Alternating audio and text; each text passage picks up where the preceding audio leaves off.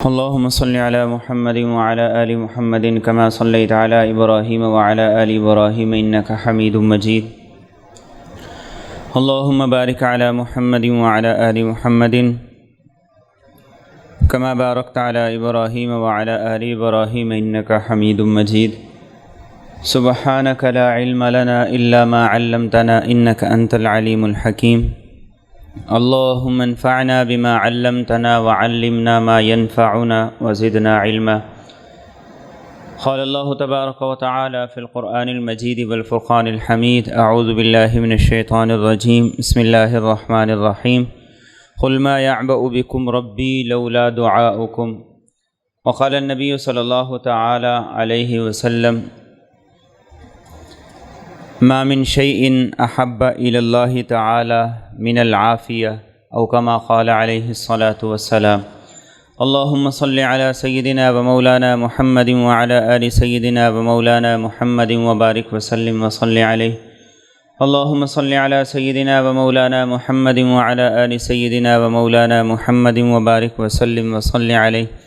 اللهم صل على سيدنا وسيد ساداتنا وسيد عاداتنا وحبيبنا وحبيب ربنا وصمدنا وأجملنا وأكملنا وأحسننا وأرفقنا وأعلانا وأولانا وأزكانا وأتقانا محمد صلى الله عليه وعلى آله وأهله وذرياته وصحابته ومن تبعهم بإحسان إلى يوم الدين. بہت سی عبادات ہیں، لیکن ان عبادات کا خلاصہ نچوڑ جس عبادت کو قرار دیا گیا ہے وہ دعا ہے. جناب نبی کریم صلی اللہ علیہ وسلم فرماتے ہیں: دعاء مخ العبادہ. دعا تمام عبادتوں کا نچوڑ اور مغز ہے. کوئی بھی عبادت دعا کے بغیر مکمل نہیں. کسی بھی عبادت کی تکمیل دعا کے بغیر ممکن نہیں ہے. اور دعا وہ مؤثر ترین ذریعہ ہے اللہ کا قرب پانے کا، اللہ کے قریب ہونے کا، اللہ کا ساتھ پانے کا، اللہ رب العزت سے منوانے کا، اللہ سے لینے کا. سب سے مؤثر اور قریب ترین ذریعہ کیا ہے؟ دعا ہے. اور ایک دعا وہ ہے جو میں اور آپ مانگتے ہیں، میرے اور آپ کے الفاظ ہیں، میرے اور آپ کے دل کی خواہشات ہیں، میرے اور آپ کی ضرورتیں ہیں، جو میرے اور آپ کی زبان سے نکلتی ہیں. اور ایک دعا کے الفاظ وہ ہیں جو جناب نبی کریم رؤوف الرحیم صلی اللہ تعالی علیہ وآلہ وسلم کی زبان مبارک سے ادا ہوئے ہیں. ان دعاؤں کی جامعیت، ان دعاؤں کی گہرائی، ان کی وسعت، ان الفاظ کا چناؤ اور انتخاب، اس جیسا کسی کا انتخاب نہیں ہو سکتا. ویسے کسی کے الفاظ نہیں ہو سکتے، ویسے کسی کے بول نہیں ہو سکتے. اور آپ کی دعا کوئی ایک نہیں ہے، ہزاروں دعائیں ہیں جو جناب نبی کریم رؤوف الرحیم صلی اللہ تعالی علیہ وآلہ وسلم سے مجھ تک اور آپ تک پہنچی. بڑی بڑی کتابیں ہیں دعاؤں کی، لیکن ان میں سے کچھ دعائیں ایسی ہیں جو آپ صلی اللہ علیہ وسلم بڑی کثرت سے کیا کرتے تھے، بار بار کیا کرتے تھے. اب ظاہر ہے ان دعاؤں کی اہمیت باقی تمام دعاؤں کے مقابلے میں بہت زیادہ ہے، اس لیے کہ وہ دعائیں جو آپ نے بار بار کیں، اللہ سے ان چیزوں کا بار بار سوال کیا، اس سے یہ بات واضح ہوتی ہے کہ ان کی انسان کو سب سے زیادہ ضرورت ہے. ان کی طرف باقی دعاؤں کی بنسبت زیادہ توجہ کی ضرورت ہے. اور خود رسول اکرم صلی اللہ علیہ وسلم کو جو معجزہ عطا کیا گیا وہ تھا جوامع الکلم کا. اوتیت جوامع الکلم، کہ مجھے اللہ رب العزت نے جو معجزہ دیا ہے وہ یہ کہ میرے الفاظ کم ہوتے ہیں، اس میں وسعت بڑی ہوتی، گہرائی بڑی ہوتی. ہماری روزمرہ کی گفتگو میں، 1 گھنٹے کی گفتگو میں ایک بات بھی کام کی نہیں نکلے گی، ایک جملہ کام کا نہیں نکلے گا. آپ کی گفتگو کیا تھی؟ جوامع الکلم، کہ آپ کی ایک بات میں وسعت، گہرائی اتنی زیادہ ہے کہ جو کسی اور کی زبان میں، کسی اور کے الفاظ اور کلمات میں نہیں ہو سکتے۔ اللہ کے رسول صلی اللہ علیہ وسلم کے الفاظ، آپ کے بول، آپ کے کلمات میں وسعت کتنی زیادہ ہے، اب اس کا اندازہ اس سے کیجئے۔ آپ ایک صحابی کے گھر تشریف لے گئے، وہاں ایک چھوٹا سا بچہ تھا جس کا نام تھا ابو عمیر، کنیت تھی۔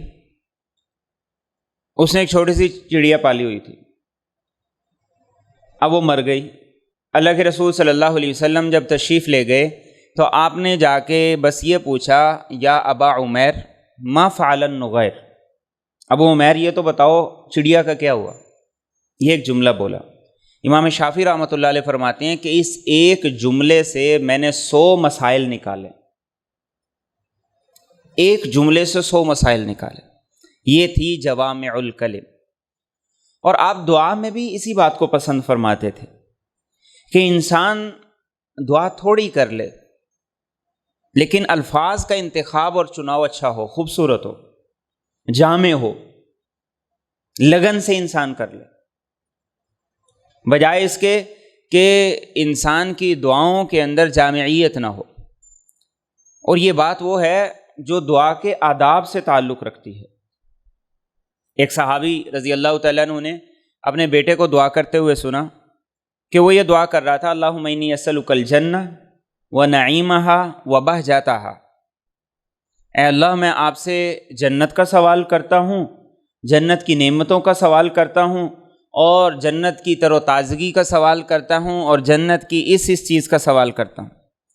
وَأَعُوذُ بِكَ مِنَ النَّارِ وَسَلَاسِلِهَا وَأَغْلَالِهَا، اے اللہ میں جہنم سے آپ کی پناہ چاہتا ہوں، اور جہنم کی زنجیروں سے، اس کے طوق سے آپ کی پناہ چاہتا ہوں۔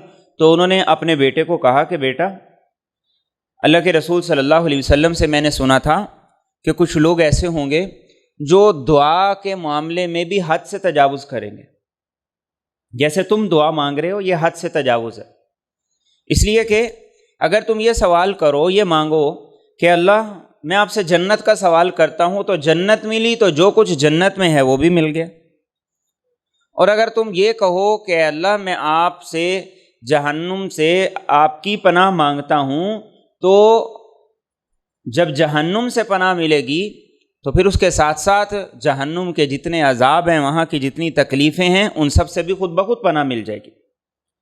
تو دعا کا جامع ہونا یہ خود رسول اکرم صلی اللہ علیہ وسلم نے دعا کے آداب میں شامل کیے۔ ایسے ہی ایک اور صحابی رضی اللہ تعالیٰ عنہ،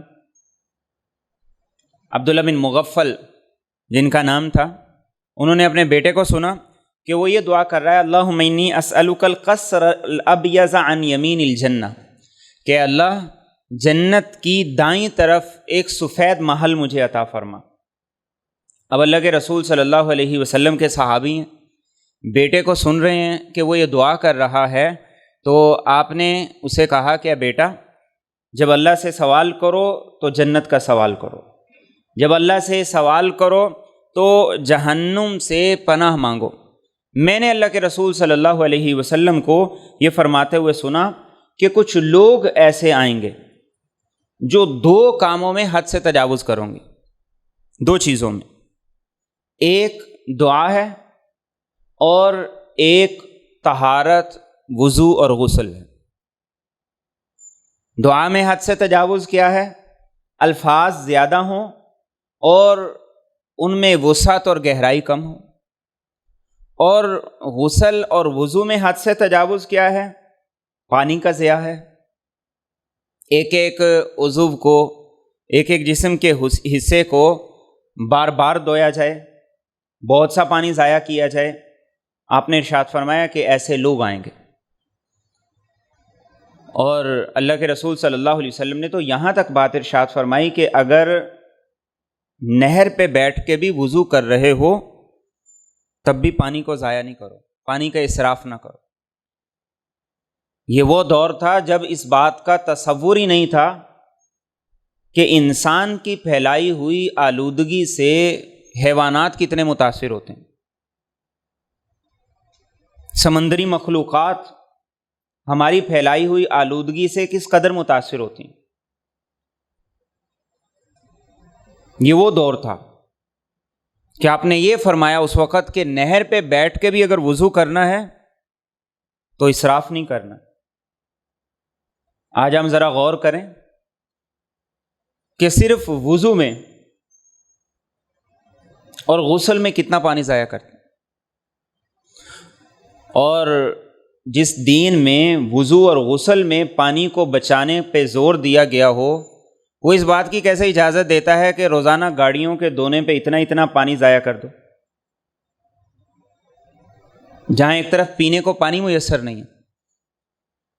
پانی کی قلت دنیا میں ہر طرف پیدا ہو رہی، اور پانی کی سب سے زیادہ ضرورت، پانی کا سب سے زیادہ بچاؤ اور بچت ایک مسلمان کو کرنا چاہیے، اس لیے کہ اسے نماز کے لیے بھی ضرورت ہے، طہارت کے لیے بھی ضرورت ہے، اسے غسل کے لیے بھی ضرورت ہے۔ تو آپ نے کیا ارشاد فرمایا؟ ایسے لوگ آئیں گے جو ان دو کاموں میں حد سے تجاوز کریں گے، ایک دعا اور ایک وضو غسل اور طہارت میں۔ اور یہی بات آپ صلی اللہ علیہ وسلم نے ایک مرتبہ حضرت عائشہ رضی اللہ تعالیٰ عنہ سے فرمائی۔ ابوبکر صدیق رضی اللہ تعالیٰ عنہ روایت کرتے ہیں کہ اللہ کے رسول صلی اللہ علیہ وسلم گھر میں تشریف لائے اور حضرت ابوبکر بھی آ گئے، تو فرماتے ہیں ابوبکر صدیق رضی اللہ تعالیٰ عنہ کہ حضرت عائشہ نماز پڑھ رہی تھی اور نماز میں دعا کر رہی تھی۔ اب باپ بھی موجود ہے، خامن بھی موجود ہے، تو حضرت عائشہ رضی اللہ تعالیٰ عنہ سے اللہ کے رسول صلی اللہ علیہ وسلم نے فرمایا علیک بالقوامل، اے عائشہ جامع کلمات سے اللہ سے مانگا کرو، خوبصورت کلمات سے اللہ سے سوال کیا کرو، ایسی اللہ سے دعا کیا کرو کہ تمہارے الفاظ اللہ کو پسند آ جائیں، تمہارا مانگنا اللہ کو پسند آ جائے۔ پریزنٹیشن کیا ہوتی ہے؟ یہی تو وہ چیز ہے جس کی آج دنیا میں قدر و وقت اور ویلیو ہے۔ گھر کے کھانے میں اور ریسٹورنٹ کے کھانے میں ایک بڑا فرق کیا ہوتا ہے؟ پریزنٹیشن کا۔ اب وہی کھانا جو گھر پہ پسند نہیں کر رہے ہوتے، وہی اگر ریسٹورنٹ میں آپ کو دیا جاتا ہے لیکن پریزنٹیشن اچھی ہوتی ہے تو آپ کو اس کو دیکھ کے ہی کھانے کو جی چاہتا ہے۔ ایسے ہی اللہ کے ہاں دعا میں بھی یہی چیز مجھے اور آپ کو سکھائی گئی ہے کہ آپ اپنی بات اللہ سے کہنا چاہ رہے ہیں، اپنا مسئلہ اللہ کے سامنے رکھنا چاہ رہے ہیں، تو آپ الفاظ کا انتخاب اور چناؤ ایسا کریں کہ اللہ رب العزت کی طرف سے فوری طور پر اس دعا کی قبولیت کا فیصلہ ہو۔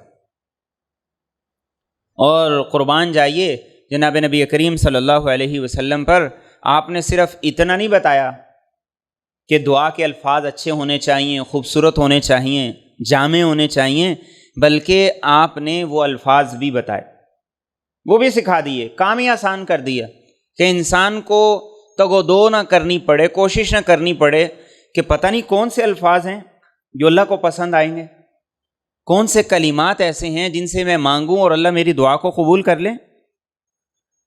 تو حضرت عائشہ رضی اللہ تعالیٰ عنہ سے آپ نے کہا کہ جامع کلمات کے ذریعے سے اللہ سے مانگو۔ تو جب انہوں نے نماز مکمل کی، اب دوران نماز آپ صلی اللہ علیہ وسلم ان سے کہہ رہے ہیں، نماز مکمل کی تو کہا یا رسول اللہ صلی اللہ علیہ وسلم مجھے بتا دیجئے میں اللہ سے کیا مانگوں۔ آپ صلی اللہ علیہ وسلم نے جو خوبصورت کلمات سکھائے، آپ نے فرمایا اے عائشہ اللہ سے یہ مانگا کرو اللہم انی اسألک من الخیر کلہ عاجلہ و آجلہ، اے اللہ میں آپ سے تمام بھلائیوں کا سوال کرتا ہوں، فوری بھی اور جو کچھ دیر میں ملیں گی، وَأَعُوذُ بِكَ مِنَ الشَّرِّ كُلِّهِ عَاجِلِهِ وَآجِلِهِ، اے اللہ تمام برائیوں سے، تمام شرور آفات سے میں آپ کی پناہ چاہتا ہوں، چاہے وہ فوری آنے والے ہیں یا مستقبل میں آنے والے ہیں۔ کیسے خوبصورت کلمات۔ اور فرمایا اے اللہ اسألک الجنہ وما قرب الیہا من قول او عمل، اے اللہ میں آپ سے جنت کا بھی سوال کرتا ہوں اور ہر اس بات اور اس عمل کے توفیق کا سوال کرتا ہوں جو مجھے جنت سے قریب کر دے۔ وَأَعُوذُ بِكَ مِنَ النَّارِ وَمَا قَرَّبَ إِلَيْهَا مِنْ قَوْلٍ أَوْ عَمَلٍ، اور اے اللہ میں آپ سے پناہ چاہتا ہوں جہنم سے اور ہر اس بات سے، ہر اس عمل سے جو مجھے جہنم کے قریب لے جائے۔ اور تیسرا جملہ جو حدیث مبارکہ کا ہے، اے اللہ میں آپ سے سوال کرتا ہوں ان تمام خیروں کا، ان تمام بلائیوں کا جو جناب نبی کریم صلی اللہ علیہ وسلم نے آپ سے مانگی، اور اے اللہ ان تمام شرور سے میں آپ کی پناہ چاہتا ہوں جن سے جناب نبی کریم صلی اللہ علیہ وسلم نے پناہ طلب کی۔ 3 جملوں میں ایسی خوبصورت دعا کو جمع کر دیا کہ وہ الفاظ ہیں جو اللہ کو بھی پسند ہیں اور دعا بھی قبول۔ اور یہ جو آخری 2 جملے ہیں، ایک صحابی رسول تھے ابو امامہ رضی اللہ تعالیٰ عنہ، صحابہ کے سوال بڑے خوبصورت ہوتے تھے۔ انہوں نے عرض کی یا رسول اللہ صلی اللہ علیہ وسلم، آپ نے اللہ سے جتنی دعائیں مانگی ہیں ان سب کو یاد کرنا تو میرے لیے بڑا مشکل ہے، کوئی ایک ایسی دعا بتا دیجئے جو آپ کی ساری دعاؤں کا خلاصہ اور نچوڑ ہو۔ اب کیسا خوبصورت سوال ہے۔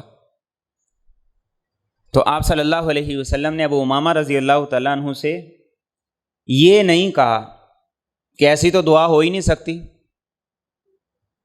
میری زندگی بھر کی دعاؤں کا نچوڑ تمہیں 2 جملوں میں دے دوں، یہ کیسے ہو سکتا ہے؟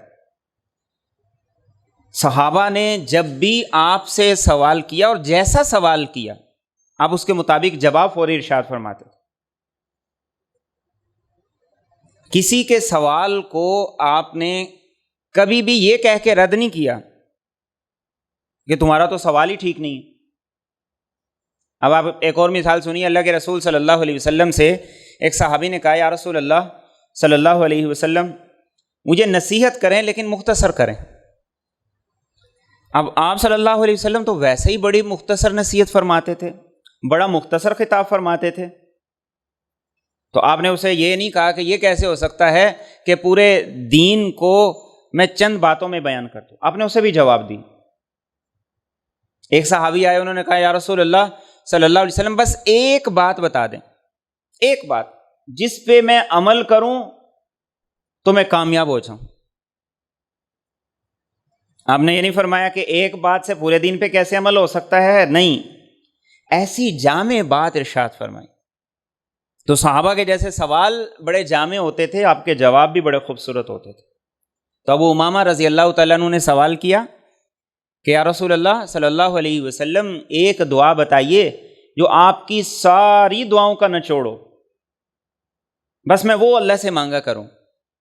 تو آپ نے یہی فرمایا اے ابو امامہ اللہ سے جب بھی دعا کرو یہ مانگا کرو، اے اللہ میں آپ سے ان تمام خیروں کا، ان تمام بلائیوں کا سوال کرتا ہوں جو تیرے نبی صلی اللہ علیہ وسلم نے تجھ سے مانگی ہیں، اور اے اللہ ان تمام شرور، آفات اور مصائب سے میں آپ کی پناہ چاہتا ہوں جن سے تیرے نبی جناب نبی کریم صلی اللہ علیہ وسلم نے پناہ طلب کی ہے۔ 2 جملوں کے اندر آپ کی ساری دعاؤں کا نچوڑ اور خلاصہ ہے، اور یہ خلاصہ، یہ نچوڑ، یہ میرے اور آپ کے نبی صلی اللہ علیہ وسلم نے ہمیں بتایا۔ اور پھر ان دعاؤں میں جو آپ صلی اللہ علیہ وسلم بڑی کثرت سے کیا کرتے تھے، اور یہ وہ دعا ہے جسے آپ صلی اللہ علیہ وسلم نے اپنی دعا قرار دیا۔ ہر نبی کی ایک دعا ہوتی تھی جس کا وہ نبی اہتمام کیا کرتے تھے، تو وہ دعا جسے میرے اور آپ کے نبی صلی اللہ علیہ وسلم نے اپنی دعا قرار دیا کہ یہ میری دعا ہے، وہ کیا ہے؟ ربنا آتنا فی الدنیا حسنہ وفی الآخرۃ حسنہ وقنا عذاب النار۔ آپ فرمایا کرتے تھے یہ میری دعا ہے، یہ اللہ نے بطور خاص مجھے عطا کی ہے، اور ایسی خوبصورت دعا ہے، ایسی جامع دعا ہے، دنیا کی بہتری بھی، آخرت کی بہتری بھی۔ لیکن اس کے ساتھ ساتھ ہمیں اسی کے اندر ایک سبق بھی دیا گیا کہ جیسے اللہ سے دنیا مانگنی ہے، اللہ سے آخرت کا بھی سوال کرنا ہے، اور جیسے اللہ رب العزت سے دنیا مانگنی ہے، جس قدر تمہاری دعا میں دنیا داری ہو اس سے ڈبل حصہ تمہاری دعا میں آخرت کے بارے میں ہونا چاہیے۔ 3 جملے ہیں دعا کے، ربنا آتنا فی الدنیا حسنہ، یہ ایک جملہ ہے، دنیا کی خیر بلائی، وفی الآخرۃ حسنہ، یہ دوسرا جملہ ہے، آخرت کی خیر اور بلائی، اور وقنا عذاب النار، یہ تیسرا جملہ ہے۔ 2 جملے ہیں آخرت سے متعلق، ایک جملہ ہے دنیا سے متعلق۔ اور فی الدنیا حسنہ، دنیا کی بلائی کیا ہے؟ اب آپ اس لفظ کی جتنی تشریح کر لیں کم ہے۔ ایک انسان کو ماں کی گود میں کیا بلائی چاہیے، بچپن میں کیا چاہیے، جوانی میں کیا چاہیے، اس کی زندگی کے مسائل کیا ہیں، دنیا میں جتنی بھی چیزیں انسان کے حق میں بہتر ہیں وہ حسنہ کے اندر آتی ہیں۔ اور ایک انسان کو آخرت میں کیا کیا چاہیے، کن کن چیزوں کی ضرورت ہے، وہ آخرت سے متعلق جتنی چیزیں ہیں وہ ساری کی ساری فی الآخرۃ حسنہ۔ اور وقنا عذاب النار، قبر کا عذاب، آخرت کا عذاب، اس کی تکالیف سے پناہ۔ تو یہ وہ خوبصورت دعا ہے، اور اسی دعا کو اللہ کے رسول صلی اللہ علیہ وسلم طواف کے دوران رکن یمانی سے لے کے حجر اسود تک کیا کرتے تھے، جہاں پر 70,000 فرشتے انسان کی دعا پر آمین کہنے کے لیے موجود ہوتے ہیں۔ یہ ایک دعا آپ کرتے، یعنی جس وقت قبولیت کا وقت ہے، فرمائے اس دعا کا اہتمام کرو۔ یہ ایک دعا مل گئی تو سب کچھ مل گیا، یہ ایک دعا قبول ہو گئی تو سب کچھ قبول ہو گیا۔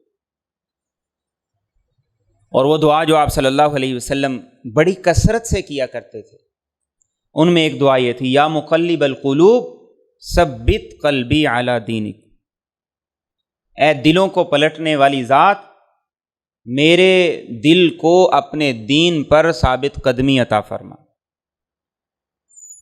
بڑی کثرت سے آپ یہ دعا کیا کرتے تھے، اور اس کی حکمت یقیناً آج مجھے اور آپ کو سمجھنی چاہیے۔ اور جب آپ سے صحابہ نے یہ دعا سنی تو انہوں نے کہا، یا رسول اللہ صلی اللہ علیہ وسلم، آپ بھی اتنی کثرت سے یہ دعا کرتے ہیں؟ آپ صلی اللہ علیہ وسلم نے ارشاد فرمایا، ہاں، ساری انسانیت کے دل اللہ کی 2 انگلیوں کے درمیان ہے، اللہ جب چاہے جس کو جیسے چاہے پلٹ دے۔ اس لیے میں اللہ سے بار بار یہ دعا کرتا ہوں، بار بار یہ سوال کرتا ہوں، ثبت قلبی علی دینک، کہ میرے دل کو اپنے دین پر ثابت قدمی عطا فرما۔ دل کیا ہے؟ پلٹتا ہے، اور ایک دفعہ نہیں، بار بار پلٹتا ہے۔ انسان ایک وقت اللہ سے قریب ہوتا ہے تو دوسرے وقت میں دور ہوتا ہے، ایک لمحہ نیکی کی طرف آگے بڑھتا ہے تو 4 لمحے برائی کی طرف پلٹتا ہے، کچھ وقت عبادت میں لگتا ہے تو پھر شیطان اسے دوسری طرف کھینچ کے لے جاتا ہے۔ دل کے خیالات اور وساوس انسان کو دائیں سے بائیں، بائیں سے دائیں، کہیں سے کہیں لے جاتے ہیں۔ ایک سوچ نکلتی ہے اور وہ سوچ چلتے چلتے چلتے چلتے انسان کو ایک بڑے گناہ تک پہنچاتی ہے۔ تو یا مقلب القلوب، اے پلٹنے والے، اے دلوں کے پلٹنے والے، ثبت قلبی علی دینک، میرے دل کو اپنے دین پر ثابت قدمی عطا فرما۔ بار بار مانگتے تھے، بار بار سوال کرتے تھے، اور جیسے حالات ہیں، جیسے فتنے ہیں، آج کے فتنوں میں اس دعا کی بہت زیادہ ضرورت ہے۔ اپنے آپ کو دین پر ثابت قدم کرنا ہے، دین پر ٹھہرانا ہے۔ ہمارے اچھے جذبات، ہماری مثبت سوچ، یہ تب تک قائم نہیں رہ سکتی جب تک کہ اللہ سے یہ نہ مانگے۔ ہماری کیفیات اوپر نیچے ہوتی رہتی ہیں، ان کیفیات میں ثابت قدمی کیسی آئے گی؟ اس دعا کے ذریعے سے، یا مقلب القلوب ثبت قلبی علی دینک۔ اور وہ دعائیں جو آپ صلی اللہ علیہ وسلم بڑی کثرت سے کیا کرتے تھے، ان میں سے ایک وہ دعا تھی جو آپ رکوع اور سجدے میں بار بار کیا کرتے تھے۔ حضرت عائشہ رضی اللہ تعالیٰ عنہا بھی روایت کرتی ہیں اور صحابہ بھی روایت کرتے ہیں کہ ہم آپ کو رکوع اور سجدے میں جو دعا کرتے ہوئے سنتے تھے، اور بڑی کثرت سے اور بار بار۔ اب میں اور آپ صرف یہ سوچیں کہ ہمارے ذہن میں رکوع اور سجدے میں دعا کا کوئی تصور ہے؟ اور آپ کی نماز کیسی تھی؟ رکوع اور سجدے میں بار بار جو دعا کرتے تھے، سبحانک اللہم وبحمدک اللہم اغفر لی۔ اور بڑی آسان دعا ہے۔ سبحانک اللہم وبحمدک نماز کے آغاز میں پڑھتے ہیں، اللہم اغفر لی یہ وہ الفاظ ہیں جو ہر ایک کو یاد ہیں۔ تو عائشہ بھی فرماتی ہیں گھر میں نماز پڑھتے تو بار بار یہ دعا، رکوع میں بھی سجدے میں بھی۔ اور صحابہ فرماتے ہیں مسجد میں نماز پڑھتے تو آپ کی زبان پہ یہ دعا ہوتی تھی، سبحانک اللہم وبحمدک، اے اللہ تو پاک ہے۔ انسان کے ذہن میں خود رب کے بارے میں عجیب و غریب وساوس شروع ہو جاتے ہیں، اور خاص طور پہ جب کوئی آدمی نیکی کی طرف بڑھتا ہے تو شیطان کا اس کے دل اور دماغ پر حملہ تیز ہو جاتا ہے۔ اور ویسے بھی ہم نیکی کر کے یہ سمجھنے لگتے ہیں کہ اب نیکی شروع کر دی ہے، اب ہم پر کسی قسم کی کوئی پریشانی نہ آئے۔ پریشانی آ گئی تو ہم سمجھتے ہیں لو ہم تو نیکی کر رہے ہیں، ہم پہ کیوں آئی؟ حالانکہ نیکی کرنے والے کا بھی تو امتحان ہونا چاہیے نا، کہ تم نیکی پریشانیوں سے بچنے کے لیے کر رہے ہو یا اللہ کی رضا اور اس کی خوشنودی کے لیے کر رہے ہو۔ سبحانک اللہم وبحمدک، ایسے خوبصورت کلمات ہیں کہ اللہ تو پاک ہے ہر قسم کے نقائص سے، ہر قسم کی خامیوں سے، ہر قسم کے عیوب سے۔ وبحمدک، اور اللہ تیری تعریف کرتا ہوں، تیری ثنا کرتا ہوں۔ اللہم اغفر لی، اے اللہ میری مغفرت فرما، اے اللہ میری بخشش فرما، اے اللہ مجھے معاف فرما، اے اللہ مجھ سے درگزر فرما۔ یہ وہ دعا تھی جو اللہ کے رسول صلی اللہ علیہ وسلم کثرت سے رکوع میں بھی کرتے تھے، سجدے میں بھی کرتے تھے۔ تو آج سے نیت کریں یہ دعا میرے اور آپ کے رکوع سجدے میں شامل ہو جائے، اور کوئی مشکل نہیں ہے۔ اور اس کے ہماری نمازوں میں شامل ہونے سے ہماری نماز کی قبولیت کے امکانات اللہ کے ہاں اور زیادہ ہو جائیں گے۔ ہماری نماز اچھی ہو جائے گی، خوبصورت ہو جائے گی۔ نماز جسے دعا کہا گیا وہ دعا بن جائے گی۔ اور ایسے ہی وہ دعائیں جو اللہ کے رسول صلی اللہ علیہ وسلم بڑی کثرت سے کیا کرتے تھے، ان میں سے ایک دعا تھی جس میں 8 چیزوں کا آپ اللہ سے سوال کیا کرتے تھے، اور یہ وہ دعا ہے جس کی آج کے معاشرے میں دیکھیں تو بڑی ضرورت ہے۔ 8 چیزوں سے اللہ کی پناہ مانگا کرتے تھے۔ اللہم انی اعوذ بک من الہم والحزن۔ 2 طرح کی پریشانیاں انسان کو گھیرے رہتی۔ ایک پریشانی وہ ہے جو مستقبل اور فیوچر کے حوالے سے، کہیں ایسا نہ ہو جائے، یہ نہ ہو جائے، یہ پریشانی نہ آ جائے، میں ناکام نہ ہو جاؤں، میں فیل نہ ہو جاؤں۔ یہ خطرات انسان کو گھیرے رہتے ہیں، اور انسان اگر ان خطرات اور وساوس میں گرا رہے تو وہ ہر وقت کی اذیت پریشانی میں۔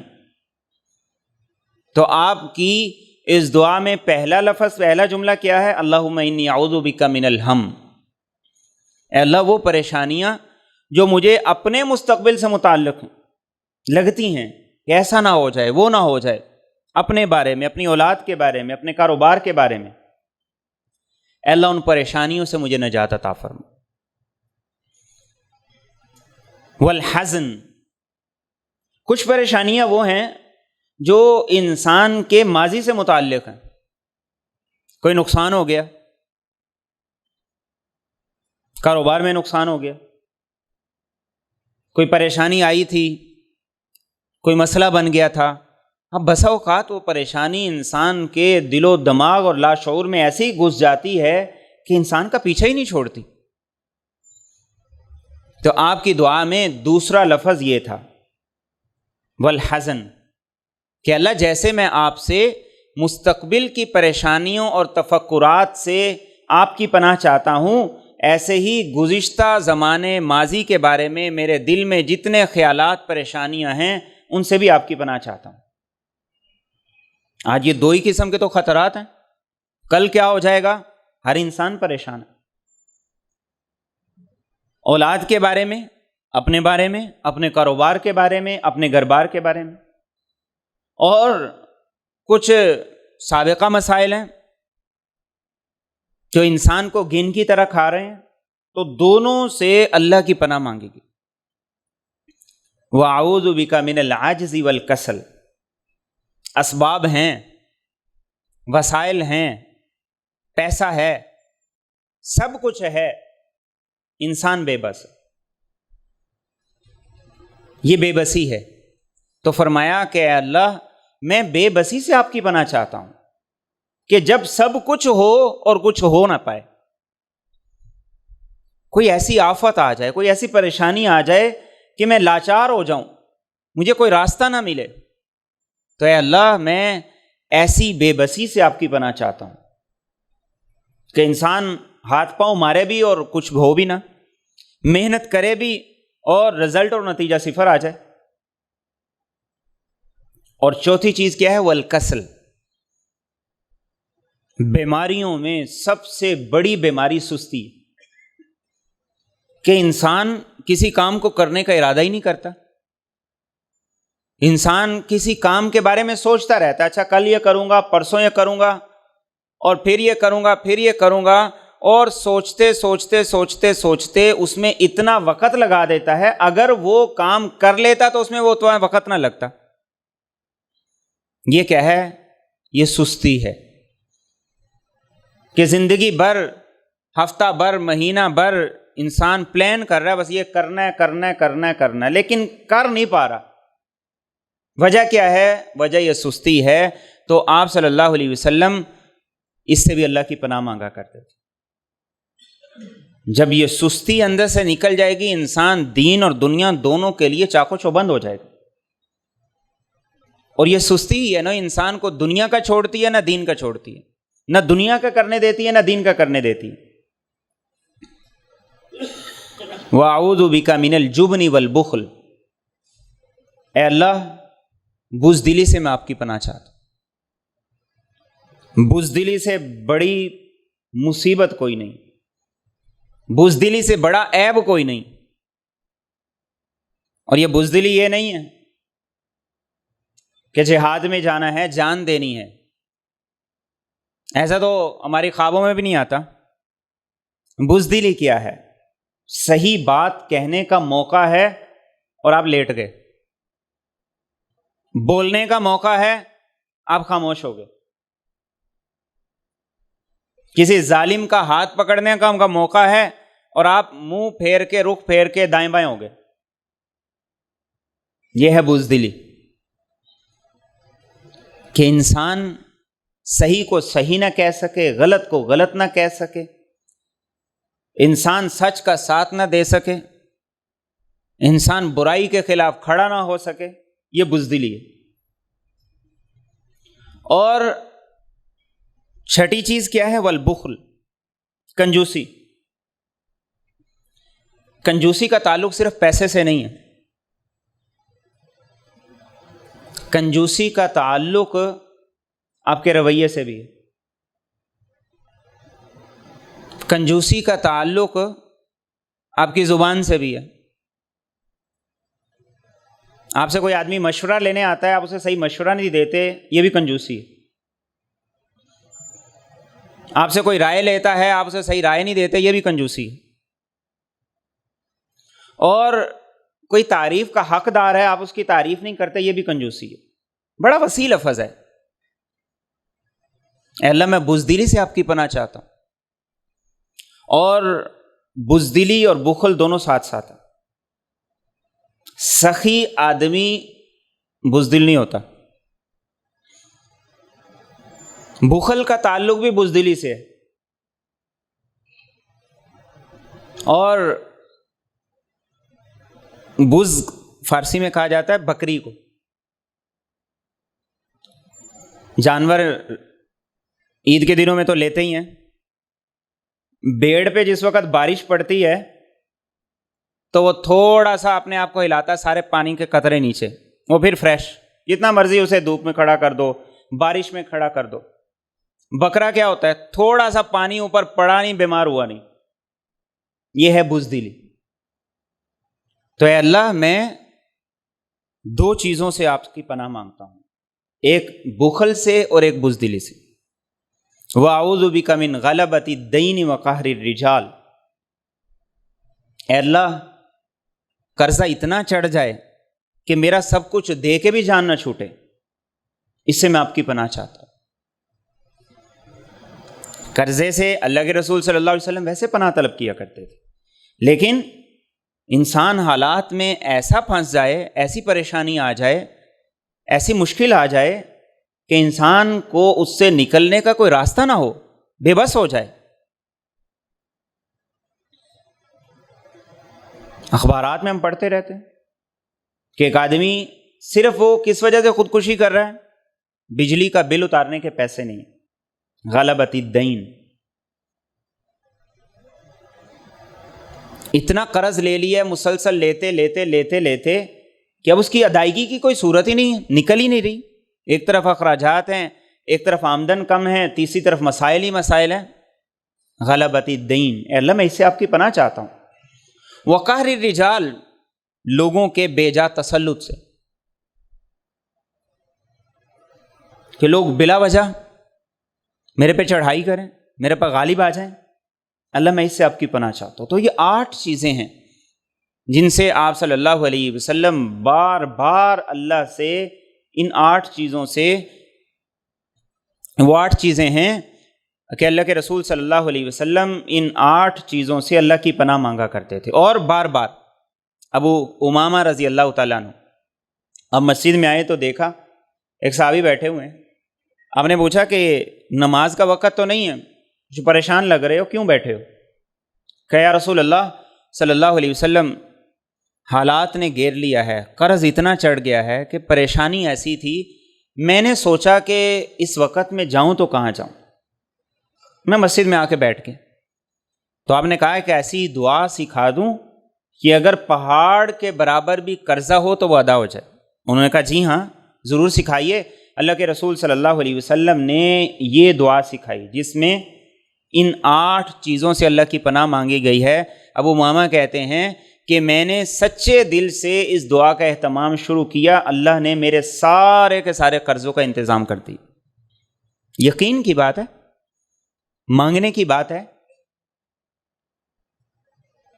اور پھر آپ کی دعاؤں میں جو سب سے زیادہ خوبصورت دعا، جسے آپ نے سب سے زیادہ مانگا اور جسے آپ نے اپنے چچا کو بطور گفٹ کے کیے، اپنے چچا کو گفٹ کے طور پر جو دعا دی، اور آپ کے چچا حضرت عباس رضی اللہ تعالیٰ عنہ، آپ کو بڑا ان سے پیار تھا،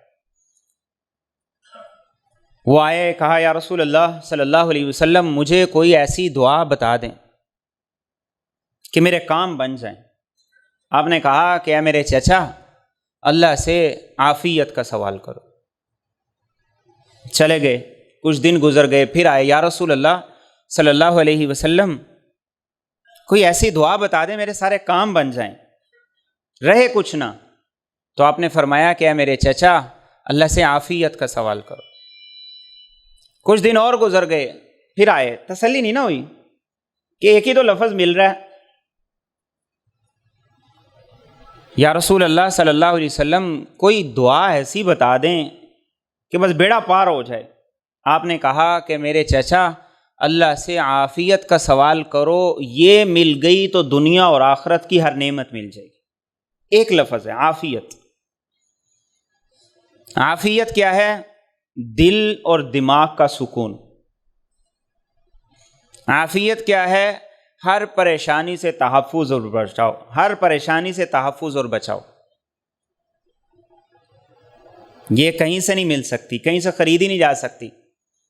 اپنے چچا کو آپ نے یہ دعا بتائی، اور خوبصورت بات ہے، موسیٰ علیہ السلام نے اللہ سے سوال کیا، اے اللہ، اگر تیرا بھی کوئی رب ہوتا تو تو اس سے کیا مانگتا؟ اے اللہ، اگر تیرا بھی کوئی رب ہوتا تو تو اس سے کیا مانگتا؟ تو اللہ نے فرمایا کہ اے موسیٰ، میرا بھی اگر کوئی رب ہوتا تو میں اس سے صرف عافیت مانگتا، اور اس ایک لفظ میں میرے اور آپ کے نبی کی ساری زندگی کی دعائیں ان کا خلاصہ اور نچوڑ ہے۔ عافیت مل گئی تو سب کچھ مل گیا۔ اس لیے آپ نے جب کچھ لوگوں کے پاس سے گزرے تو آپ نے دیکھا کہ وہ پریشان حال ہیں، آپ نے فرمایا اگر یہ اللہ سے عافیت کا سوال کرتے تو اس پریشانی میں مبتلا نہ ہوتے۔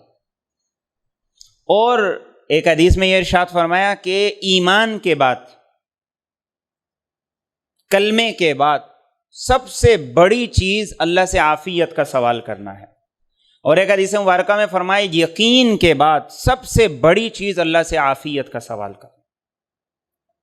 اور آپ جو دعائیں اللہ سے کیا کرتے تھے صبح بھی شام بھی، اللہم عافنی فی بدنی، اللہم عافنی فی سمعی، اللہم عافنی فی بصری، اللہ میرے جسم میں عافیت عطا فرما، میری آنکھوں میں عافیت عطا فرما، میرے کانوں میں عافیت عطا فرما۔ ایسی دعا ہے کہ اگر اس کو میڈیکلی دیکھیں تو انسان کہاں سے کہاں نکل جائے۔ تو یہ وہ دعا تھی جو میرے اور آپ کے نبی روزانہ صبح کیا کرتے تھے۔ تو یہ وہ دعائیں ہیں کہ جو میرے اور آپ کے نبی بار بار مانگا کرتے تھے، کثرت سے مانگا کرتے۔ تو اپنی دعاؤں میں ان دعاؤں کو بھی شامل کریں۔